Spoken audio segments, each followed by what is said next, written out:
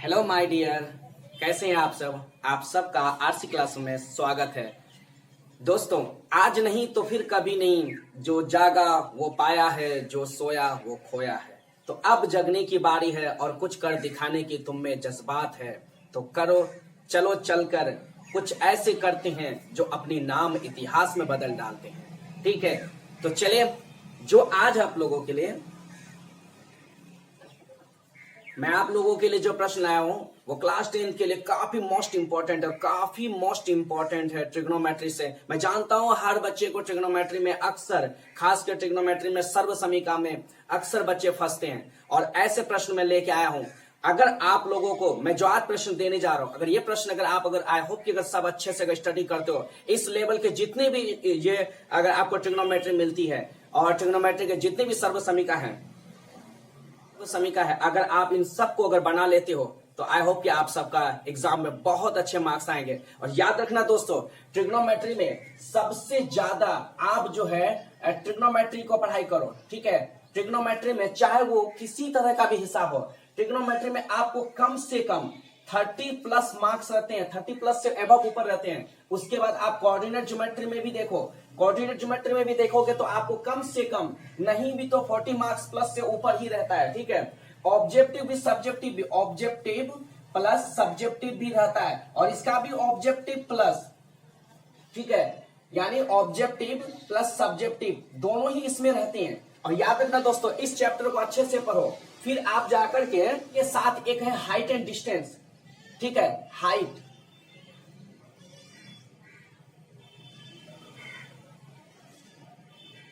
ठीक है, height and distance chapter से आपको याद होगा। तो हाइट एंड डिस्टेंस में आपको क्या क्या याद रखना होगा, जैसे कि आपका उन्नयन,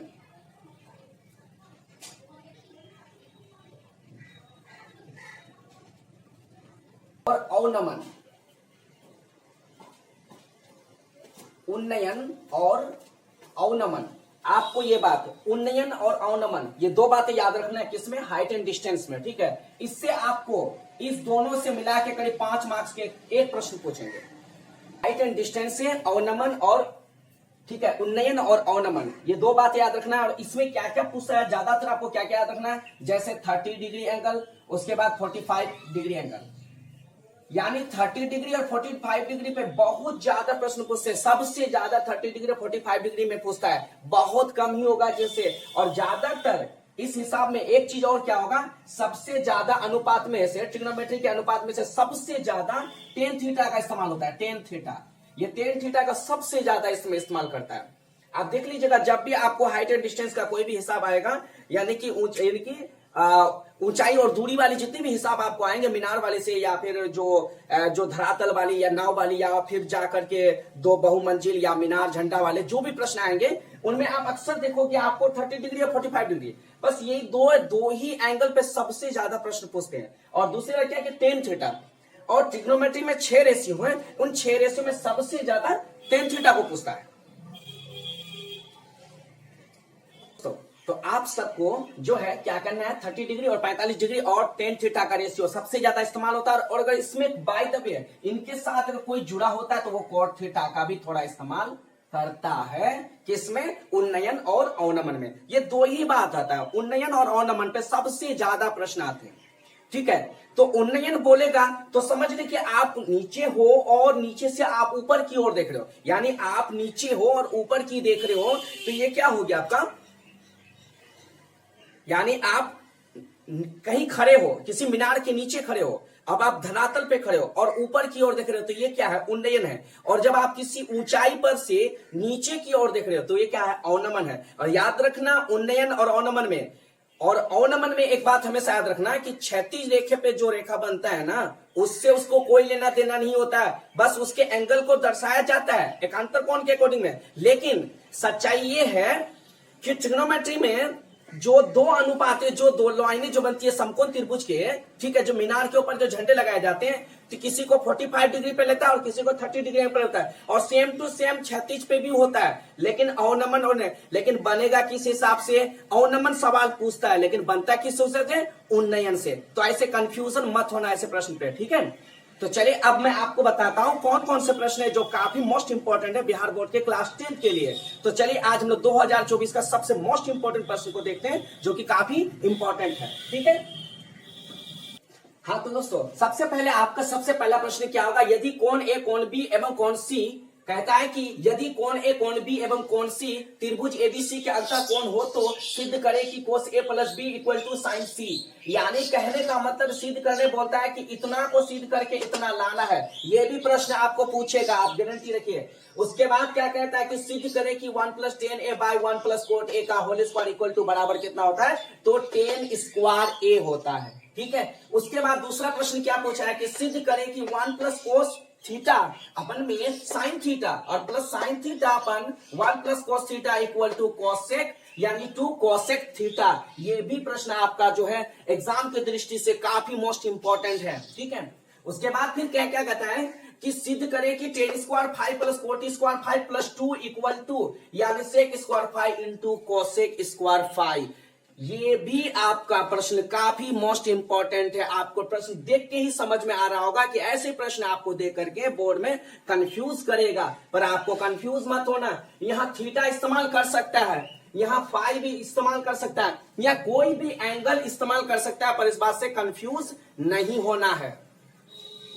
नेक्स्ट प्रश्न क्या है, 5वां नंबर देखो। 5वां नंबर प्रश्न क्या कहता है कि सिद्ध करे कि 1 - कोस थीटा बाय 1 यानी कहता है 1 - cos theta by 1 - tan theta का होल स्क्वायर इक्वल टू क्या होगा, कोट स्क्वायर थीटा होगा।